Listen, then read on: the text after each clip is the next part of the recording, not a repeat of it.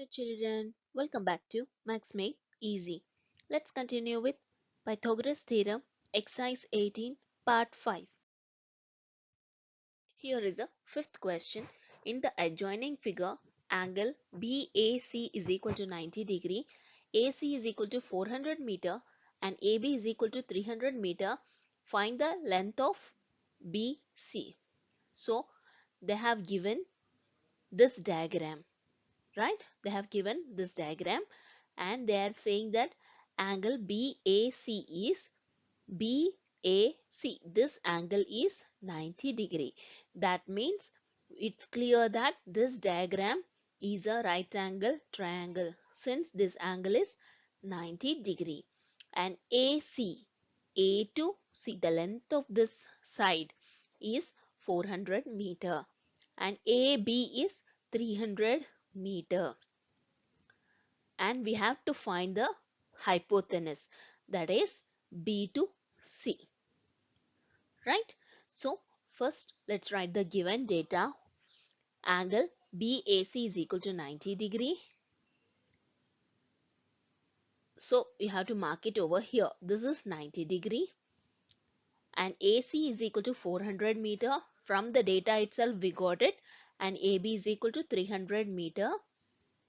And we have to find BC is equal to how much. For finding this in a right angle triangle, we have a formula, that is, according to the Pythagoras theorem, BC square, that is hypotenuse square, is equal to sum of the square of sum of two sides. That is, you have to square this side as well as this side, and then you have to add both of them. That is what? BC square is equal to AB square plus AC square. Now just substitute these values over here in this formula. That is, we all got that BC. They have already given BC, so we need to find it out. BC and CB both are same, so don't get confused. So you can write down this as it is, and just AB. What is AB? 300 meter. So 300 square. What is AC? It's 400 meter. So 400 square. Since it is having a square in this formula, you are placing a square on the top. Now just double this. What is this 300 square means? 300 into 300. That is 90,000. 400 into 400, that is 1,60,000, right? Now you can just add this both and you will get 2,50,000. So BC square is equal to 2,50,000, and here they have asked us to find only BC, but here you are getting BC square, so you need to remove this square. How to remove this square is just place this 2,50,000 in a square root.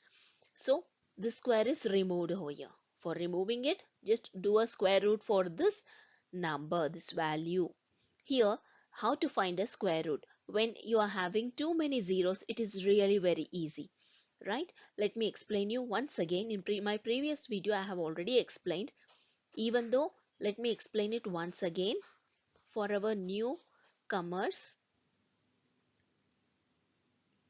2,50,000, right? So for finding the square root of this number, just keep these zeros aside for a while and just consider this number 25, right? 25.